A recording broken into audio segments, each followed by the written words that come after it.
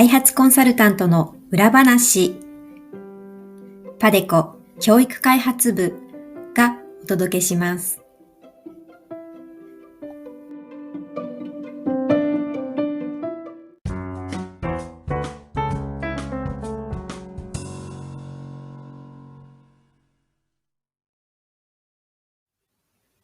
こんにちは。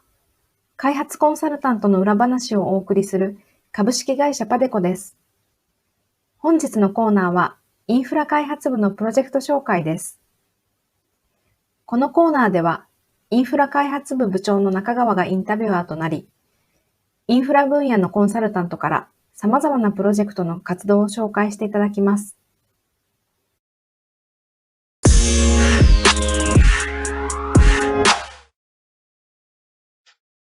2回目となる本日は、パレスチナの水道事業実施能力強化プロジェクトです。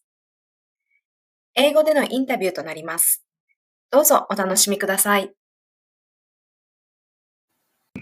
We are Padeco Infrastructure Development Division. My name is Nakagawa, Yoshi Nakagawa. And this is IDD, Infrastructure Development Division. And this time we would like to Jack, the EDD's podcast program. We would like to enjoy this opportunity. And we are working for the ODA Infrastructure Development Project. And I'm inviting today the Fateme, Ms. Fateme Masle, who is in charge for the Palestine Jenin water supply project.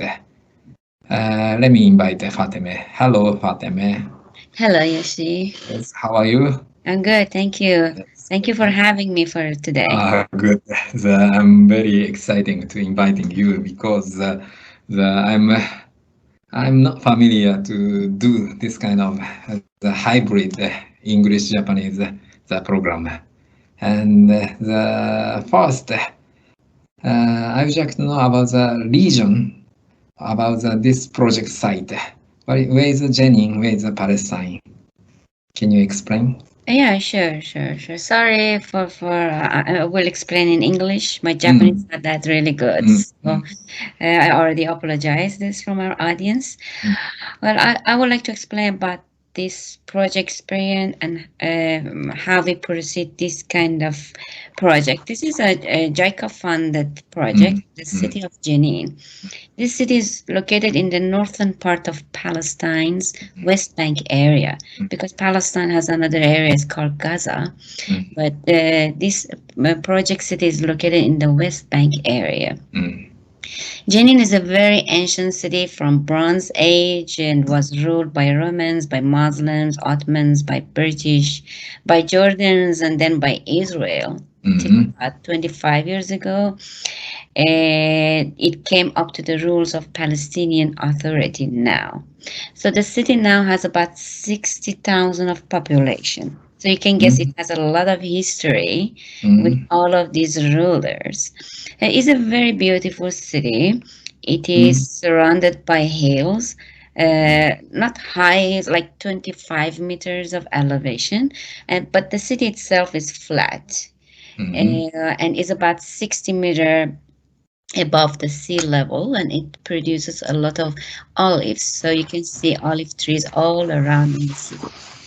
Yes, thank you very much. I think most of the listeners of this podcast knows about the Palestine and generally is the neighborhood of the Israel, but most Japanese are not familiar to the PA Palestine area. And first, I would like to know about what kind of issues in the water sector in Jenin.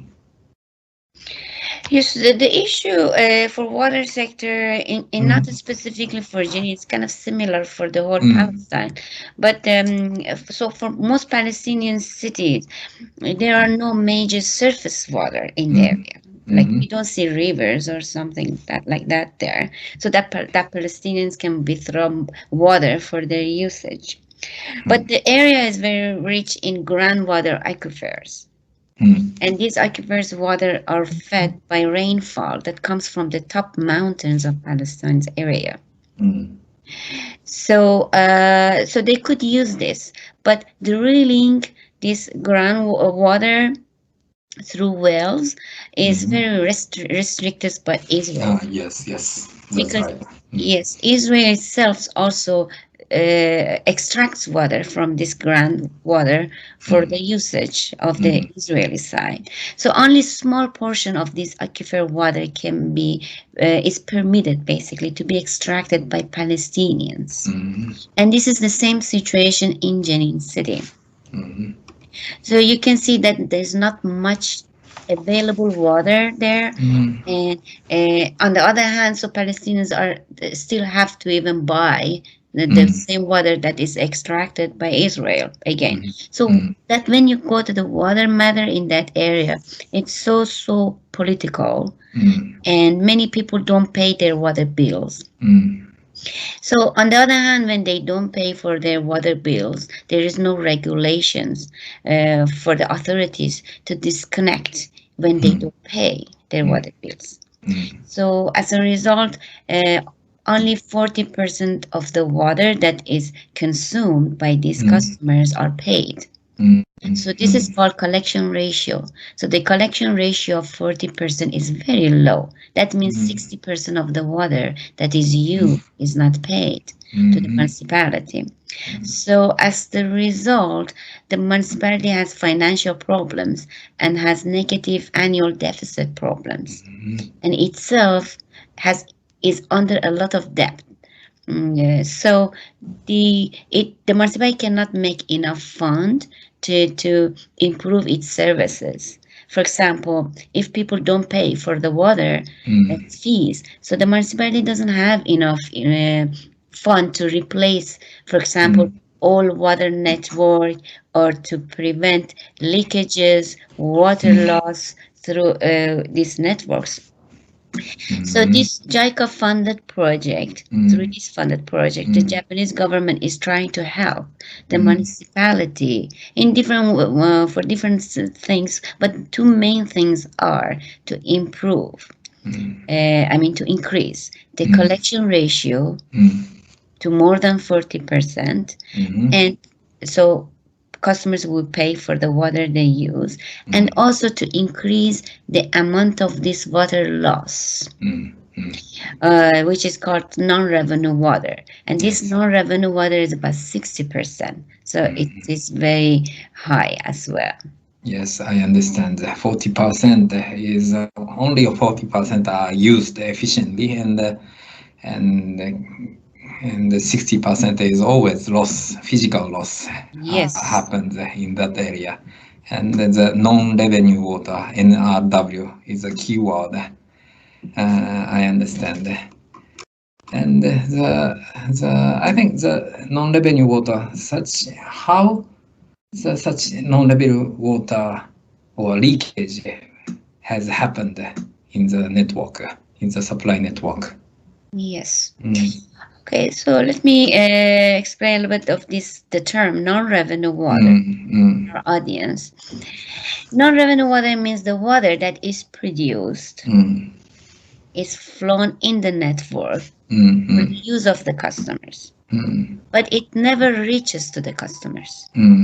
So this water is lost before it reaches the customers to be used and to be counted and to be fed, right? Be billed. So it's never been billed. So when it's not billed, customers don't pay for this part of the lost water. So that is this water that was being produced and to make revenue, but it never made any revenue for the municipality. That's why it's called. So there's a physical leakage and the financial leakage. Two meaning. Yes, it has it can be lost in two ways, as you say. Could be like through physical loss, or it's called a real loss, which means the amount of the water that is lost through leakages, because the network is old. Yeah. So the water and no maintenance. Yes. Or can be lost is another one. It's called apparent loss. That loss could be, for example, through the problematic water meters. For example, the water meters are broken. Customer doesn't even know, so it doesn't count. It doesn't count properly. For example, it counts less than the amount.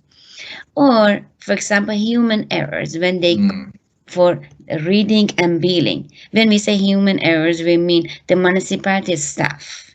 When they go every month, they to go to look at these water meters and read the numbers and then produce bills. So they might make mistakes in the readings or when they read in the billing calculation. Yes. And or perhaps the water users may pay some bribery to the meter man. Yes, these cases could happen, in everywhere. Everywhere, right? Yeah, I understand. So I understand the problem situation is serious.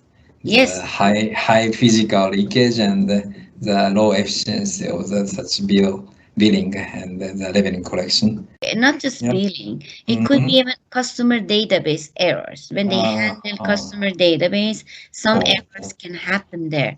Or the more serious one, illegally.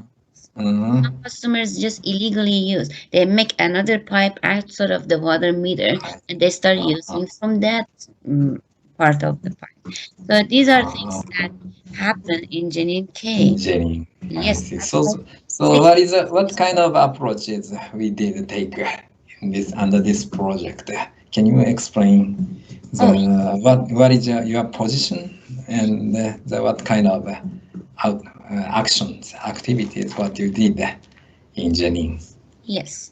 So different activities, but the one I can summarize for this podcast, collection ratio improvement, as I mentioned earlier, is only 40% of the water use is being paid. So to improve and to make people pay for their services and the use of the water, one is the major activity was that we have been installing prepaid water meters. Prepaid water meter. Yes, that means customers pay in advance. So these prepaid meters have a credit charge. So they go to a vending station, they charge first the card. Supermarket or the supermarket or the grocery stores. Yes, so this vending machine can be installed in, for example, Jenin case, in supermarkets.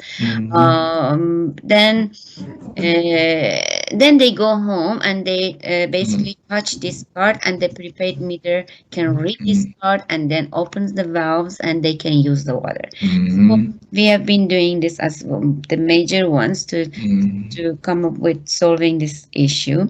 The other ones for all of the errors I was mentioning earlier. So for meter reading and billing system, because a lot of errors happen because they were paper based, but we automized this. So now they have a mobile billing system, reading and billing system now. Other activity included like replacing those problematic meters with new ones. Also, we improved the customer database system and the server. And we monitor the customer database system for all of the abnormal data, for example, to go in the field and check. Also, use of GIS. It's been very expanding in this project. Digitizing the network, digitizing the customers' locations, and so this can help the municipality with making better decisions. The other ones was the customer service applications procedures. It was all paper-based, like for example, for new connection requests, for connection relocations, for customer complaints, all of them were paper-based. So we put them on now computer-based, so they're optimized now. And this can also help customer satisfaction, because when customers are more satisfied with the services, they would be willing to pay for their bills. So it's very important. And we did a lot of collection campaigns, and of going door to door to customers with high debt and request them with a soft approach to pay for their previous debts and also for their current bills. And we have done a lot of public awareness for this project through social media and door-to-door visits, so to convince customers to install, to be agreed to install prepaid meters, and also to pay their bills and to pay their debts. So for Jenin case, we have done a lot of door-to-door visits. Very special about this project. Over 2,000 or almost 3,000 door-to-door visits and revisits. 3,000, 2,000. Yes, yes, and it's ongoing. So still ongoing. yes. I see. So a lot of rationalization or modernization has been done under this project, and I think I'm concerning about some complaint from the resident about such the radical approaches, or how do you make consensus with the local people through the project implementation? Yes, in the beginning, this was a kind of concern, because we had a nearby case, a city, when they installed prepaid water meters, and the customers didn't like it. They just put them out, there were protests. So they did. So in the beginning, we really studied a lot. So that's why we used a lot of public awareness for this project before introduction and before installation of prepaid. So we for every customer, we went to their doors and talked to them in person, individually, and we explained everything. What is prepaid water meter, how they can benefit, and how they can help the municipality with this. How many months or how many days it took to do such the individual household visiting? From the beginning of this project, because it is still ongoing. I see. Yes, because the system is for every customer, it is their right to know what municipality is installing, They should know, and we even explained to them, because there were a lot of misunderstanding that these meters are not good because, for example, they count air. But we had to show them our experiments. See. So that you hired the special staff, or the municipality staff will do the such visit and explanation. Yes, because this is a capacity building of the Jenin municipality water sector. Yes. Yeah. Because they need to get the skills to do, for example, this kind of activities by themselves. So we didn't outsource this activity, and the municipality's public relation department provided a staff. And they did, even over time, they did all of this work, door-to-door visits before installation. And this interesting thing about this project, that we, even after the installation, 1 month after the installation, they went and they visit, not all of them, maybe like 10% of these customers, to make sure they are satisfied, if they have any problems, anything. And the result shows that satisfaction is very high. And customers are happy with this install prepaid. So in general, in Jenin case, because of all these awareness activities we have done, we didn't face much the problems of rejection. I understand. It's basically rejected. I see. I understand such the basic approach. Perhaps I can say primitive approach. The basic approach is important to make consensus or understanding of the local resident. and such activities also contributed the capacity building of the local municipal staff about the project implementation. And I understand the key item of this project is the digital meter or the smart meter with the payment system. And can you explain about the characteristic or specialty of such smart meter in Jenin? Yes. In general, when we say smart metering system, smart metering system is a system in which a water meter is equipped with a communication tool that the meter can be read without having to send a reader or a reader to go and read the meter basically in person, right? So this reading can be done wirelessly. With communication method. With communication modules, right? So water services, but these are there are a lot of different kinds of smart meters there. But when in Jenin case, we can basically summarize the features of the Jenin's smart meters, which are prepaid in basically three. So the first is this prepaid system. So because smart system can be postpaid, but this is a prepaid system. That means that there is a smart card. Customers can buy, for example, some cubic water meter for their usage from a vending station. When we say vending station, it means that the device is placed in a nearby supermarket. So it's convenient for the customers in the neighborhood to go and charge their cards. And then this way, automatically when they charge their prepaid card and they touch this card on the meter, the valve electronically opens and customers can start using the water. Basically, they get the water flow. So when the card is finished or at any time, customers can go and recharge their cards. In the supermarket. Yes. And there are also this system has a software, and this can record all of these customers' activities and data and consumptions and payments, everything. The second feature is that it uses an LPWA function.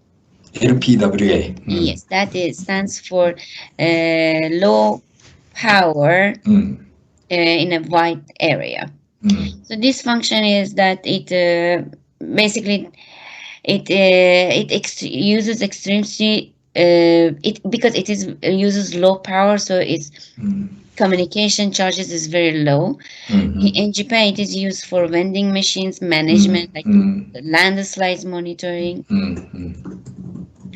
So in Jenin's case, this system that we use is called LoRa. This is a type of LPWA, and it can transfer all of the customer consumptions and payment data from their smart card to this LoRa system. That means all of the data is there every day. Third is, because data is very important when it comes to this kind of utility services. Thirdly, since the amount of water distributed and the amount of water used can be known in real time because of this wireless on real-time system, it becomes very much possible to calculate to some extent the location and even the location of the meter and location of the water leaks in the pipeline. I see. For example, because the software operator, the software observer, monitor staff, they can just look at this data and see, for example, abnormal data in the system. Right. When for example, what meter is consuming too high or is not consuming at all. So this can make perhaps this the leakage. Could be a leakage, could be an illegal use, right? I see. Yes. So this way they can go and check, for example, on a real-time, by a real-time observation and monitoring of this database.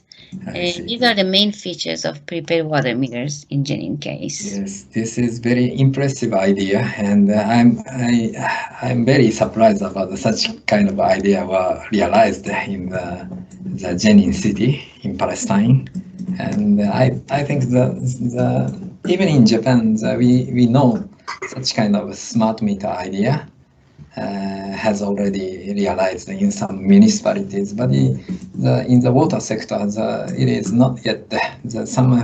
Most municipalities are not yet installed the smart meter system, and such LPWA, the very rationalized communication system, were installed, applied in Jenin. It is also another surprise for me to know about such advanced application, and it is quite the characteristic of the LPWA or LoRa is just a low frequency communication can be realized. So how can I say this kind of water monitoring system just need such low frequency communication is enough. Just how many communication times per day in this system, Fatime? It depends how many customers they charged their card. Yes, and because this is not like it depends on how much water they consume. So it's not a monthly charge. For example, maybe 200 customers they charge their card this month. With a high maybe cubic meters they buy, and they can use it for for example 2 months. I see. So this is very impressive system you made. So let me ask about the project period or the project size. How long and how big was the project? Yes, the project started in September 2017.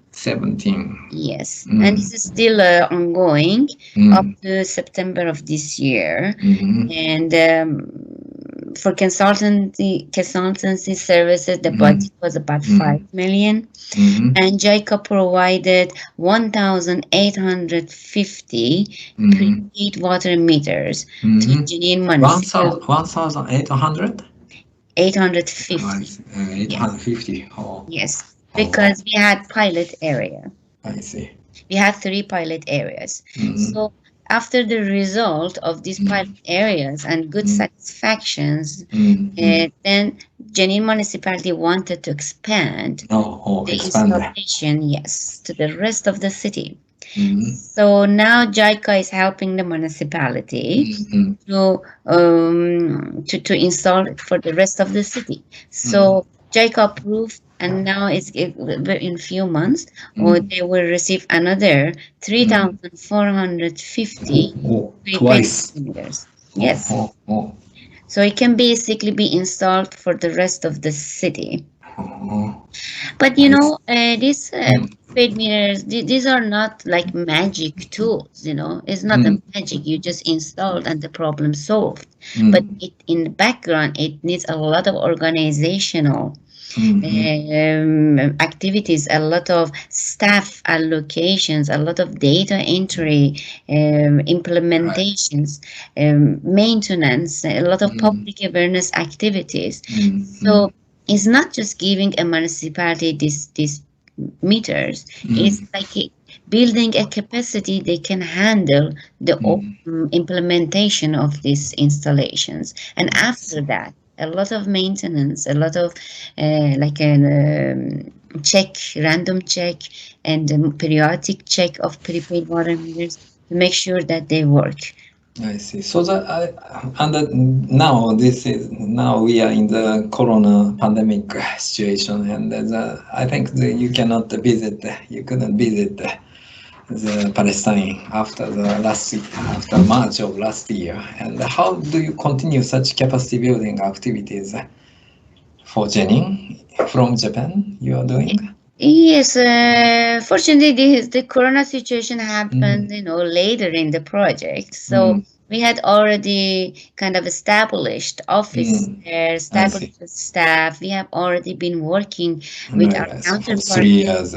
Yes. Since 2017. Yep. Yes. So then everything was already established. Our communications by emails with using Teams, and a lot of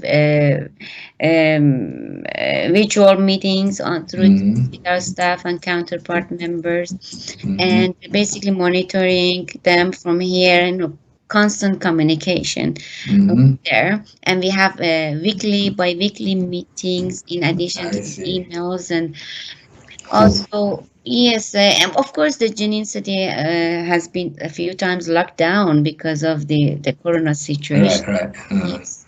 And so it reduced the progress of the work.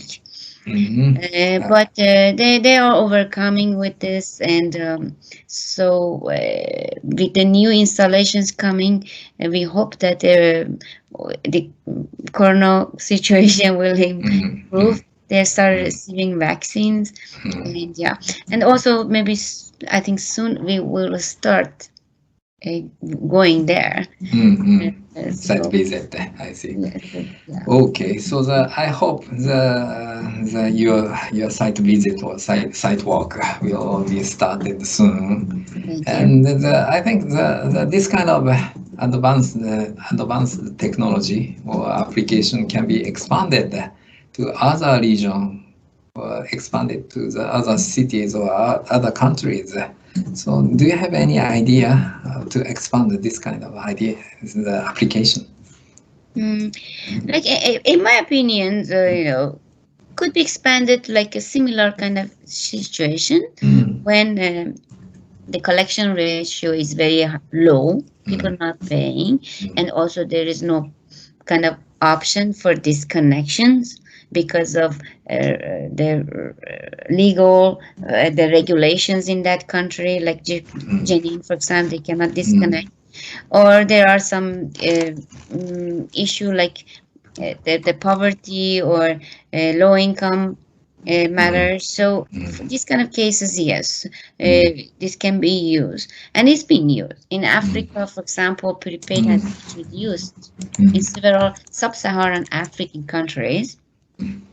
So, but for example, in Jenin case, the prepaid water meter installation targets were households, every household, but not household, I mean every property in the city. But in sub-Saharan Africa, there are areas like slum areas, very poor areas. So in those cases, those country cases, they install like public tap stands called for low income community, so the community can use together those faucets, public faucets, and use their cards, pay, and go and get some water from the faucet that is located maybe in the center of the community or somewhere. For example, in Mozambique, in the city of Mupto, they use public faucets. They don't use house connections with prepaid water meter. In Nakuru, in Kenya, they use public faucet. In Uganda, in the city of Kampala, they use public faucet. In Lusaka, in Zambia, they use both public faucet and house connections with prepaid water meter. In Kenya also they use prepaid water meters for houses. I see. So it depends on the situation, we cannot say the same things. We need to basically formulate it based on the situation of the target areas. And the Padeco is ready to work on those cities to improve the situation, I think. Yes. So you have a lot of experience. Yes. So we would like to expand our capacity also, and we would like to invite some expert to work with us to expand, to contribute the such water sector in the municipality level. And we can say that this is also related to the SDGs number 6. ensure availability and sustainability of the water management and the sanitation management for all. So we usually appeal this kind of our ability to the global market, and also, how to say, this is your idea of the PPPM, the prepared water meter, and the smart, the LoRa connection is a kind of element for the smart city realization in near future. So I would like to very appreciate this Jennings project implementation. So thank you very much for explanation about the Jennings activity. Thank you so much for giving me this opportunity to share our experience. Yes, and in the end, 私はちょっとファテメさんに少し日本語を喋ってもらいたいなと思うんですけど、いいです。どうですか？ジェニンに、結局は、どのくらいの長さ、どのくらいの期間、ジェニンで働いていたんですか？私？うん。ジェニンはこのプロジェクトに2017年から。Yes、はい。前はパレスチナの国はいろいろプロジェクトありました。やっていたので。Yes。いろいろ。In total, how many months is it? How many years? In total, 2年ぐらいでしょ？ In Jenin, me? In Jenin. You mean I lived there for the work? Total, back and forth, yes, almost like 1年半ぐらい。はい。そうですね。はい。いや、結構長いプロジェクトで大変だったと思います。はい。でも、面白いプロジェクトです。インスティテューショナリにも、その IT アプリケーションという意味でも、両方とも面白いプロジェクトで、すごくスマートシティをいかに具体化するのか、マテリアライズするのかっていう意味では、とても面白いプロジェクトだと思いました。はい、そうです。はい。それじゃあ、今日は、参加していただいてありがとうございました。どうもありがとうございます。はい。じゃあ、Thank you much.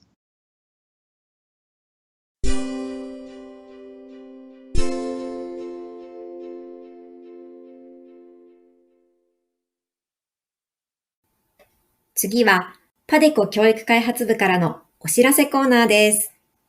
この番組では、皆さんからのコメントやリクエストも募集しています。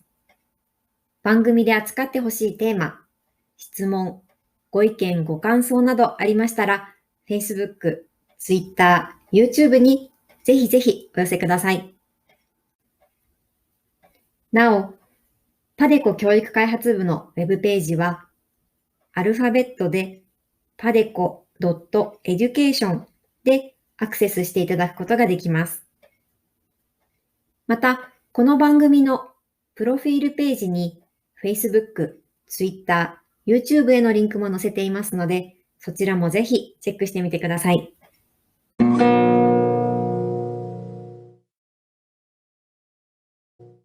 パデコのインフラ開発部は人工衛星から地下鉄まで、人工衛星から地下の排水ネットワークスマートシティまで、というキャッチフレーズを持っています。人の経済活動の及ぶところ、すべてが私たちのフィールドです。スマートシティの構築が途上国の開発でも話題になっていますが、前回紹介した観測衛星による都市環境のモニタリング、スマートメーター導入による水道インフラや水道事業の改善など、パデコのインフラ開発部でも先進的な取り組みを進めております。次回はパデコの考えるスマートシティ開発として、インド・ムンバイにおける交通インフラ開発事業について説明したいと思います。では、また次回の配信をお待ちください。どうもありがとうございました。パデコ教育開発部が送る開発コンサルタントの裏話でした。次回をお楽しみに。